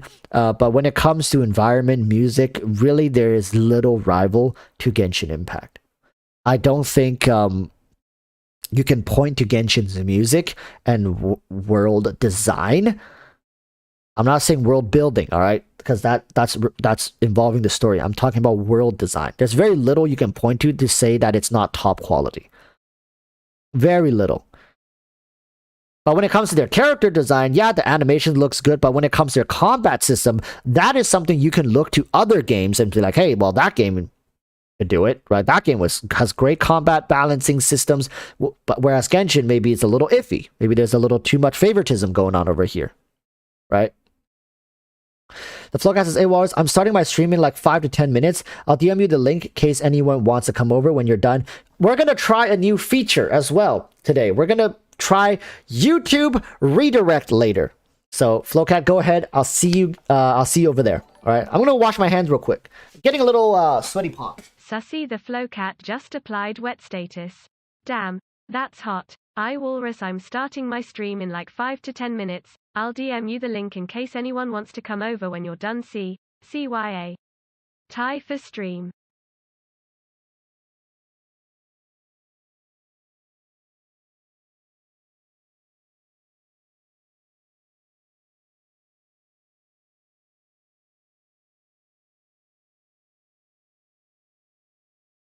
So, yeah, that's my opinion. All right, that's everything I just said. My opinion. All right, don't take it for gospel. I'm just like, I think about this stuff a lot. And it really has to because think about it. I am somebody who's dropping hundreds of dollars on this game per patch, right? And I know there's a lot of people who drop more, a lot more who drop less, close to zero. But for somebody who drops hundreds of dollars, I have to somehow justify it, right? Like even if I have to lie to myself to some degree, I have to justify it. And this is just my way of kind of breaking things down and understanding it, both for myself, so I can when I open the cameras, when I'm here talking to you guys, I can have a clear train of thought and tell you what I believe in. And a lot of people say, like, a lot of this is just a hot take. Like they say, Hoyoverse is hot garbage, Hoyoverse is just blah, blah, blah, blah, blah. They just say all the nastiest things they can think of.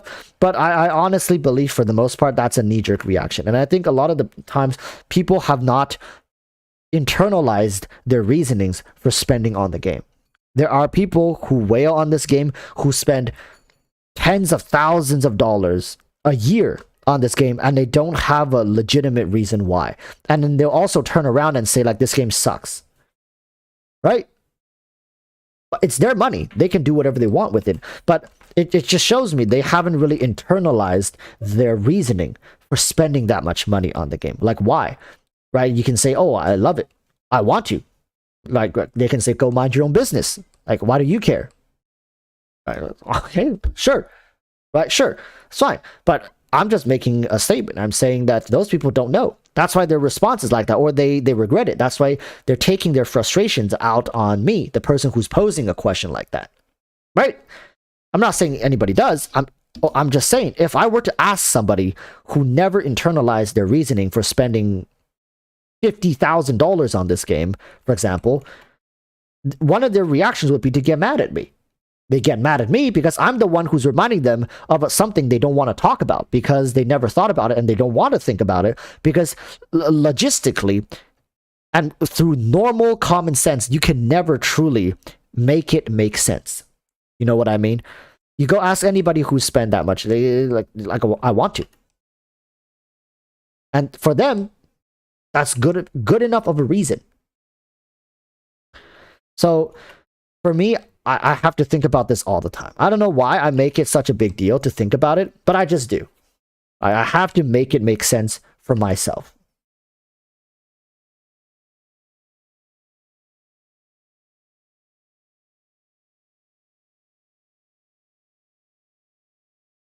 And I don't mean to say that everybody is the same.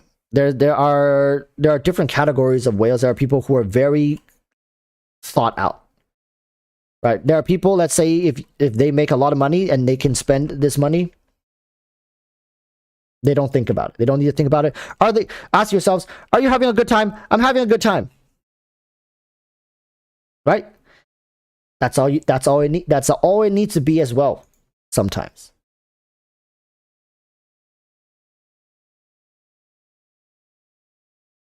Sork Time says, no more whaling. I lost a lot in the stock market this year.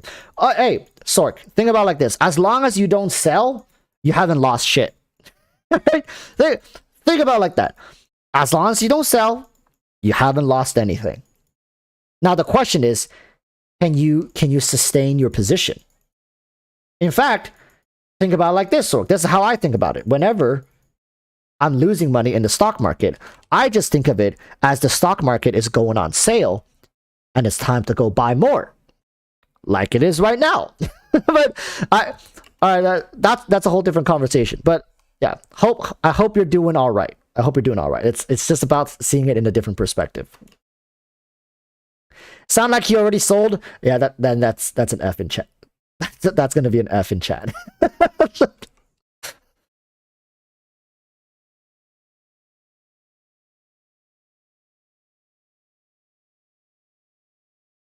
Infinite Sheep says topping up in most games are cost inefficient, but you know what topping up is efficient in?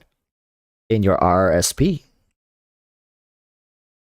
In your tax-free savings account. And then you use that money to go buy stocks. Put $100 away every month. Give it 20, 30 years. You'll be well off for retirement. Trust me, young people. I know, all right? I'm 50. Trust me. I started late.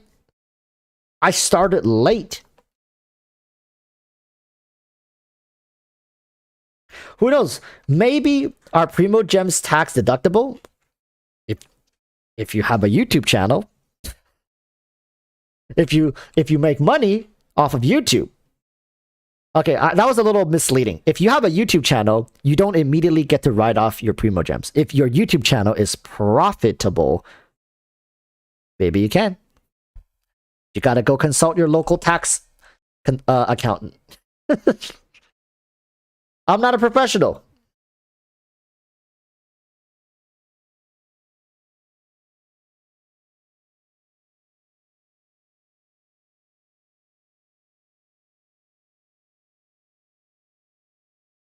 If MiHoYo touches NFT, I'll be disappointed. Yeah, like you can buy your there's a limited 50 Kazuha NFTs. I'm sure Flowcat will probably snag one up at the cheap cost of maybe like $2,500. I think it's gonna be more. If Hoyoverse ever made like Genshin Impact NFTs, you can bet Sanzu's gonna pick up at least one kaching. I don't know if Sanzu's here. Sanzu, are you here? Sanzu. How much? Here's a question I have for Sanzu. If you're listening, Sanzu, how much are you willing to pay for a 1 out of 100 limited edition kaching NFTs? There's only 100 that's made, and it's legitimate, made by Hoyoverse. How much are you willing to even pay for something like that? Sanzu probably gonna buy all the limited. No, but the thing is, if we're talking about NFTs, right? I don't know. It's crazy to think about. But I think Sanzu will pick up one. I think at the minimum he'll pick up one, unless he really has something against NFTs. Now he might not be available right now. So I'm gonna have to go ask him this question in private. Like, how much would he be willing to pay for a kaching NFT?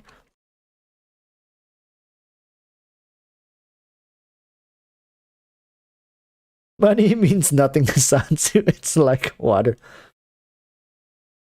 Sanzu says, I don't know. I never think about it till I see it. So, Sanzu, do you think, like, you mean like the quality of the NFT, right? Because let's say if like a kaching art piece or whatever, or if they somehow divide kaching into like different pieces, like 100 different pieces of kaching, and then, for example, let's go into the character here. Let's say if they took the character kaching and it divided her into 100 different pieces. Like, some people will own the thigh. Some people would own the thigh here. Some people will own the shoulder. Some people will own a piece of the ribbon. Some people will own the cat ear. Would that be a good way to do it? Or would they just release like 100 like base model kaching? I don't know. Thigh meat $12.99.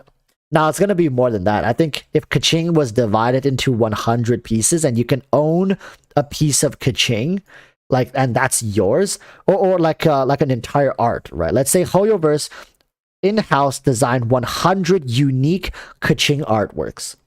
Like Kaching spray arts or whatever you want to call it. 100 of them.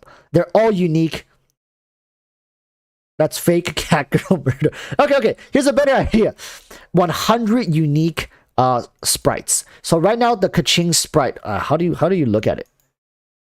Right now the Kaching sprite is like her holding the sword or something like into the distance, right? So let's say Hoyoverse in-house designed 100 different sprites, and they come in different, and it's all from her base forms or whatever, and then they sold it as NFTs, right? Sanzu, would you consider it? You would, right? You would consider it. You would at least check them out. And let's say they all go on auction for a limited period of time. Sanzu River just applied wet status. Damn, that's hot. That is fake cat girl murder. Right? Like I think, listen, chat, I think they're all gonna get sold out, and they're going to go for, oh my god, chat, you heard it here first. If Sanzu gets his eyes on one of those sprites and he really likes it, he's willing to drop $5,000 on it. But think about it like this: it's more of an investment. That's if Hoyoverse actually makes NFTs and these characters, and it's like that's it. There will never be any more. $5,000 is, damn, that's hot. I would say that's a pretty good, maybe up to $5,000. I would say that's a pretty good pickup, to be honest. Like, that's a pretty, because it's not too much money. Be like, oh, $50,000 just gone. But $5,000, it's gonna be there. You can hold it for like a couple years. Maybe if you're lucky, it's gonna grow. Maybe by the time San's like, okay, you know, I'm moving on, whatever, right? He can sell it for maybe $15,000, maybe, right? Maybe like the Hoyoverse created like VR world. If you believe in Hoyoverse, they're gonna create VR. They're gonna integrate Genshin back into their VR world. They're gonna remodel, whatever. That original Kaching NFT that you got back in like 2023 or 2024, now we're in the year 2035, that original Kaching 1 out of 100 that Sanzu picked up for $5,000 might be worth something. Or if you're unlucky, it dropped to 0, Hoyoverse completely abandons the project, it's never going to be worth anything. But hey, at the very least, you have this pretty thing that you legitimately own for $5,000. You can hold on to. You can be like, well, this is what I have to show for Genshin Impact. That's if you're unlucky. If nothing really changes and it just remains around the price that you bid it for, maybe you can sell it to another Kaching fan for $5,000. Who knows, right? That's the rabbit hole that we'll probably never go down into. But it's good to know. Like, think about it, people. Sanzu is one person out of just my community, which is a relatively small and tamed community within the space of Genshin. If Sanzu is here saying he's willing to drop $5,000 and there's only going to be 100 NFTs, I'll let you guys do the math to see if that's going to be sold out, like on day one. If Hoyoverse wanted to make money, there's many ways they could make money with their assets, right? There's many ways they can make money, and I'm talking fat stacks of money. Because right, and that's just one character. They can make 100 of Kaching, and then they can make 100 of Raiden Shogun, and blah blah blah blah blah blah blah. And if even one of them gets big and gets successful, let's say. Back to the Kaching example. Let's say if Sanzu bought Kaching, and a year down the line, Sanzu's $5,000 has doubled or tripled, and now it's worth $15,000. And then they drop Raiden. Do you think do you guys think that Raiden is going to be any less successful than Kaching? Right? It really depends, right? Maybe Kaching didn't grow very much. Raiden didn't grow very much. Hu Tao didn't grow very much. Ito didn't grow very much. And suddenly, for some reason, they released like Ganyu, and then Ganyu blew up. That's gonna jack up the price of Kaching and Raiden and all the previous ones too. It's a crazy system. All right, people. I hope Hoyoverse never gets into this, because I'm not gonna lie, I'm probably gonna pick up a kaching myself. Just saying. I'll probably pick up a kaching. I might pick up a ganyu. I might pick up a ganyu. It depends on how my kaching did. Ganyu with extra white. Like, there will be an NFT of Ganyu during the Archon War getting swallowed by that monster that she talked about, or that was mentioned. And that thing is going to be worth like $57,000. Someone's going to pick that up, the NFT of Ganyu, like, mid getting swallowed, and she just has her, like, hands, like, right here, holding against the jaws, right? As she's glowing cryo, and then the serpent, or whatever the thing is, like, just, 57,000.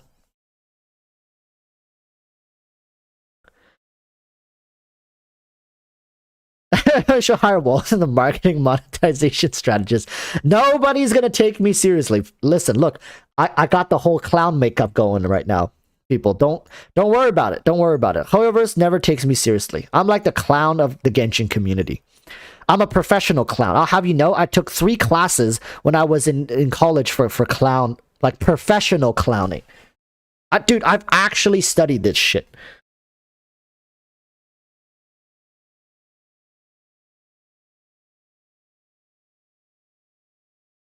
The Kaching piercing Thunderbolt figure is looking pretty clean. Yeah. Yoimiya boob tat NFT 20k. Yoimiya?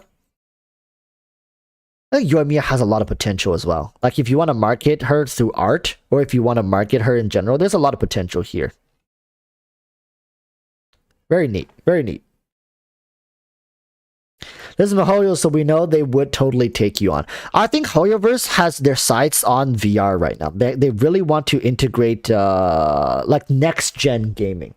And I think that a lot of Chinese companies are not focused on what's going on right now. And I can assure you that, because like, when I went back to China, I got to sit down. I'm lucky I have the means to meet a lot of these people due to my connections, my family's connection in advertising in China. So that's what both of my parents did for the longest time. My mom has since moved on to other endeavors, but my dad has stayed in the advertising industry. And I've had the opportunity to sit down with a lot of people and talk to them about a bunch of different things. And let me tell you right now, China has their sights, for the most part, that I've talked to these leaders. They have their sights on the next gen stuff. They're not like, think about it like this. People in China don't carry wallets. You guys might think like I'm joking. People in China don't carry wallets for the most part. Some do, but most don't. When they leave their home, all they carry is their phone. That's all they carry. That's all they need. Everything they need is in their phone. They don't have wallets. Yeah, wallets. Like, if you're in the business of selling wallets in China, you're probably gonna go broke very, very fast. Right? Everything is in your phone. You guys think that's sketchy, right? Like, that's really sketchy. But no lie, if I go back to China, everything is in my phone. My social insurance number, my health code, my wallet, my contacts, everything is in my phone. And it's something that they've been working on for a long time. They kind of jumped over. And China, like I keep saying, people don't really need to own computers. Like, this PC computer, this whole setup, only if you really need this setup, you would get, or if you're very rich. For the most part, people have small laptops, or they game on their mobile phones. They skipped over entire generations of technology. Right. Sounds like, yes, just what I wanted. Hooking up my brain to a Chinese server. And that's the thing. They're very connected. And in China, they have stores. This is kind of like Japan. You would see this in Japan. I think Japan has this too, where there are grocery stores or like convenience stores with no one in it. Like, nobody is in it, because they know you can't get away with stealing. You can't get away. You can't. Because everything is linked together. From the moment you walked into that store, or even like when you're walking past the store, the security footage got your face. They know who you are. Everything is linked and tied. You can't get away.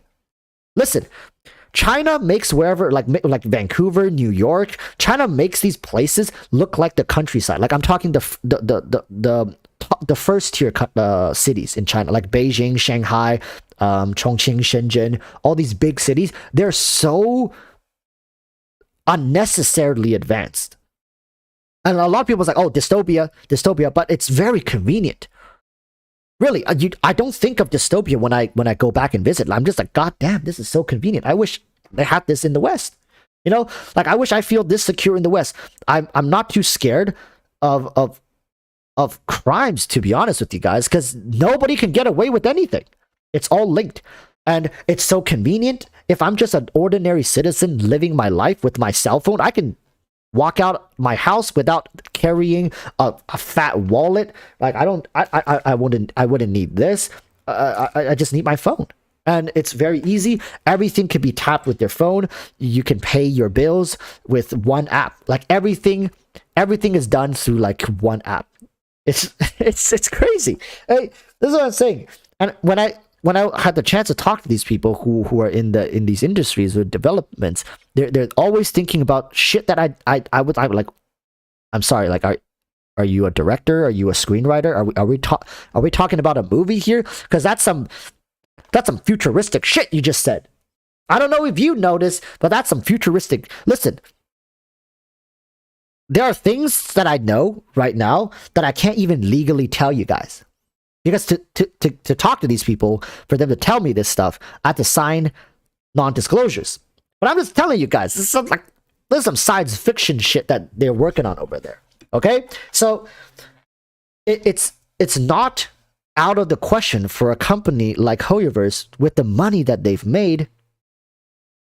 The first Terminator is going to speak Mandarin. I don't doubt it, Sanzu. I don't doubt it. Right? Listen, if you guys have the means, I honestly urge you to visit like one of the tier 1 cities in China. China's cities are separated into tiers. They got tier 1, tier 2, tier 3, and stuff like that, and so on and so forth. I think it goes up to like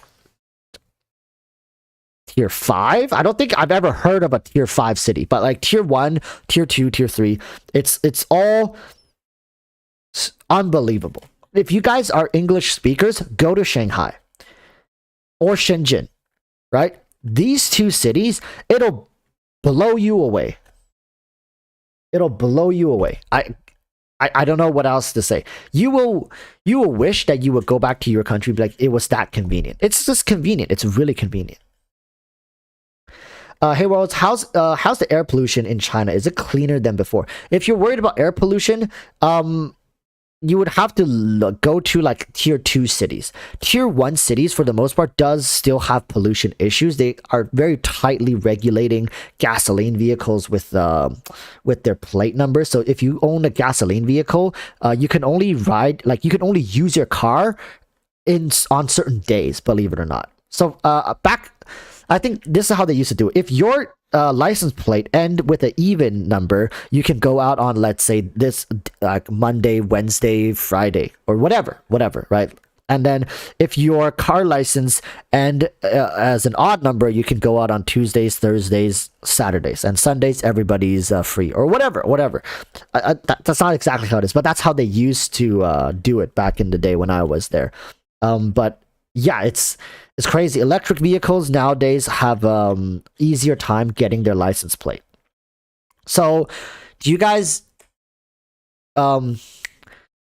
I don't know if you guys know this, but in China, to get a car license plate, you need to roll like in a roulette, like in a lottery for it, essentially. You basically, if you want to own a car in the tier 1 cities, especially Beijing, you have to get in line. And you have to get in line and wait. And then they roll a number. And if you get your number rolled, then you can get a car license.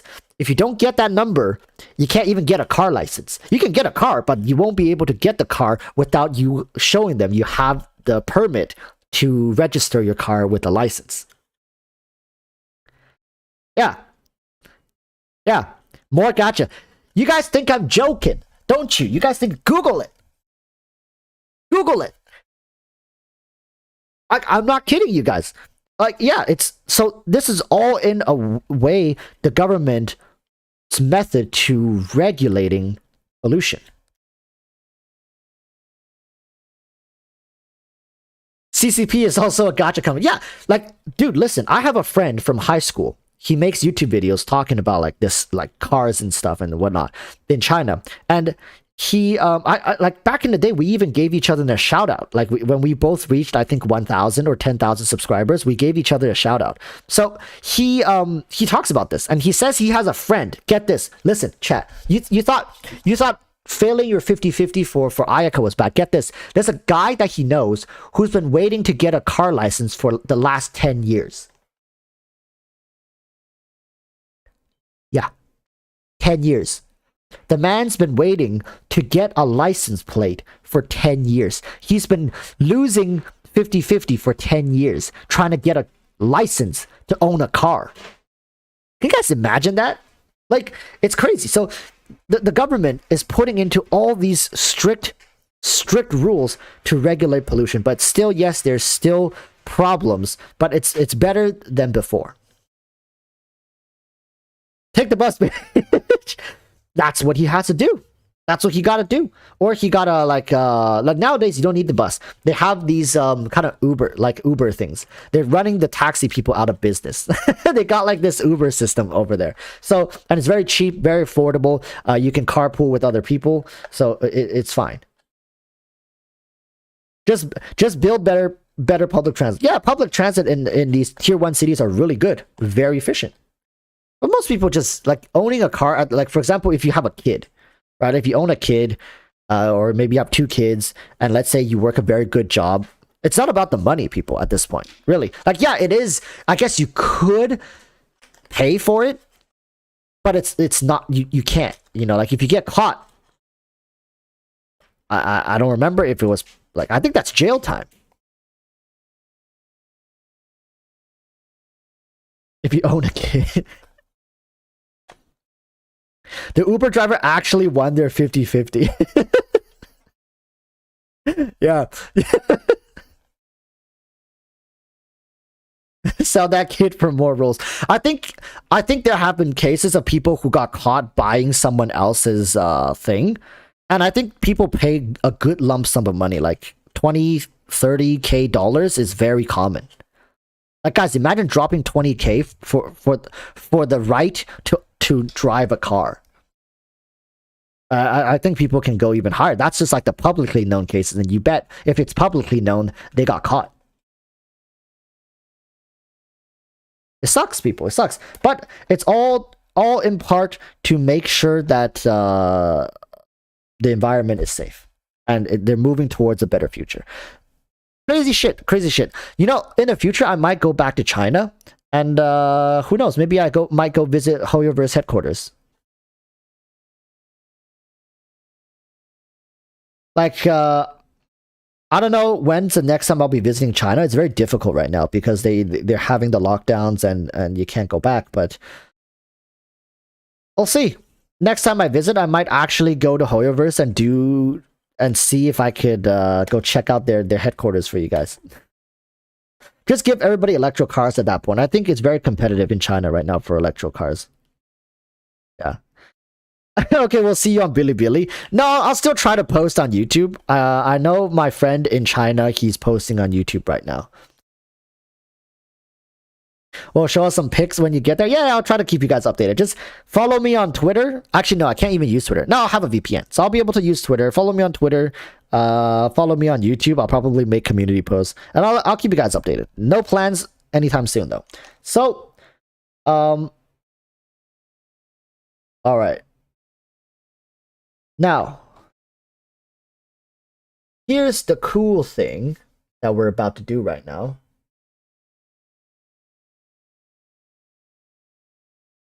Here's the cool thing, chat.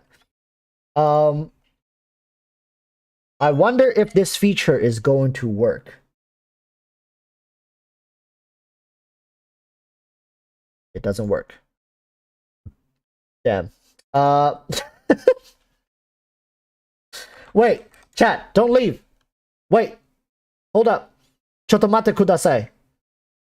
Yamete.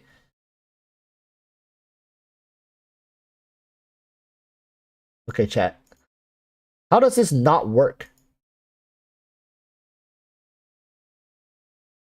Really? Come on. You're going to join Flowcast. Yeah, I'm trying to use a new system, but it's not working. It's broken.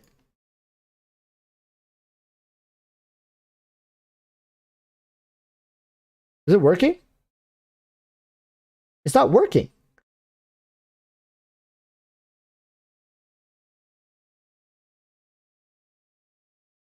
Bro, this is...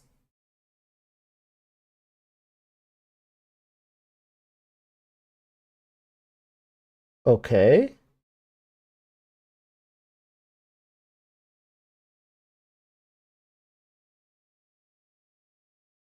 Man, the system's broken. It sucks. Somebody call Flowcat. Someone call Flowcat. I can't.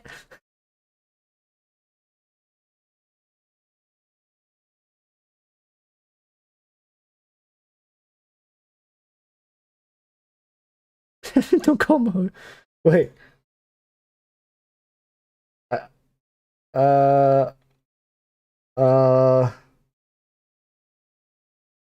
Oh. Why doesn't it work?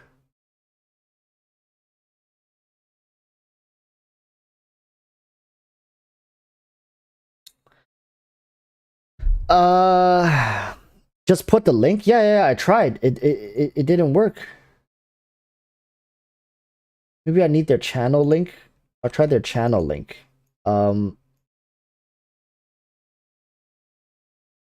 It also doesn't work. Why?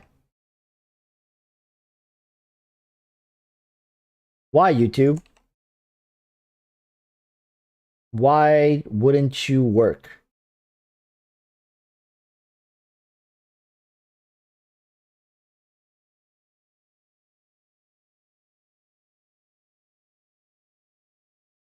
Your videos, but I don't want my videos. Wait, would my videos work? Let me try my videos. If that's the case. Can I do my videos? It doesn't work. Bro, the system's broken. My own videos don't work. No matching results.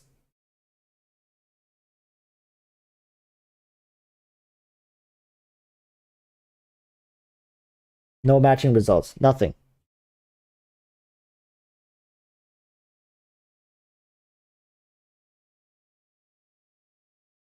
You don't have any redirect privileges.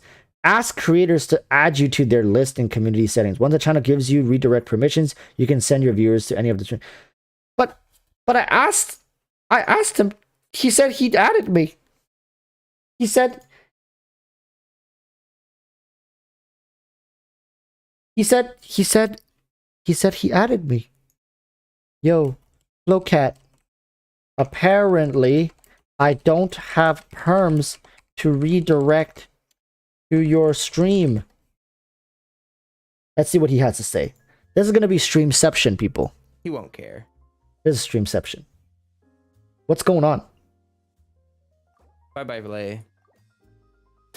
I just unfriended him. You don't have the perms to redirect? What? Yes.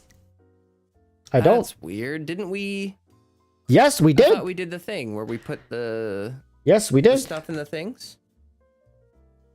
Right? Yes, we did. We did. See, chat? I'm not capping. That's weird. I could have sworn, didn't we go into our settings and I put the thing in the thing and you put the thing in the thing? Yep. That sounds really weird if you take that out of context. Yeah, we put each other's... Walrus and I are putting stuff into things, but yeah, it's not the stuff that you think we put each other's thing in our thing. It's not the thing. It's not the things that you think. Okay, and we're not putting them in the places that you think that we're putting them. Okay. And this... So let's just calm down, chat. Let's take it easy, okay? I put the thing in the thing, and he put my thing in his thing. Okay. Clip it. I don't know about that one. He put his thing. No, I put his thing in my thing, and he put my thing in his thing. Sus. I don't know we did this the other day. Switching between Walrus and Flowstream? That's funny. I just can't find him. How do I find him? I'm putting cats into box beds. Exactly. Exactly. Flow cat. Oh my gosh, Effa, thank you so much for becoming a Flowcat member. It's actually funny. I post speaking of cats and boxes, it doesn't work. Definitely not switch topics very suddenly. It doesn't work. I post regular pictures of Freddy for my channel members. Only my channel members. Look. Listen, people. It doesn't work. It doesn't work. So it doesn't work. I should actually post some more of those soon. I'm screwed. You'll be able to see them on my channel page or something. And it's like a Freddy Sounds like yes. fans. Let's all put our thing in each other. Yeah, welcome. Thank you. I have cute little emotes of this cat dragon named Caspian. Well, and what am I gonna do? What am I gonna do? Yeah, they're cute. And we have a friendly Discord. Hoyoverse. I mean, not Hoyoverse. YouTube. And have some I'm so used to saying Hoyoverse. Folks in there. Create highlight video. Insert ad. Yep. I don't know what else to say. Thanks. Create a poll. You have to use the most optimal team. Get stuff done. Damn it! This is awkward. Oh, 102. Oh, those. Oh, juicy numbers. Did you see that? My Sara hit 100,000, and then the extra. Right. I'm gonna try to figure this out to see if I could, but I don't think I can. Let's see this. YouTube RSGHY. Yeah, so that's pretty much that's the link, right? Damn. Redirect, add other channels. Nope. Your videos. Nope. Other channels. Nope. Well, we're gonna have to do it manually. Chat. We're gonna have to do it manually. I thought we got a cool new system, YouTube, but no.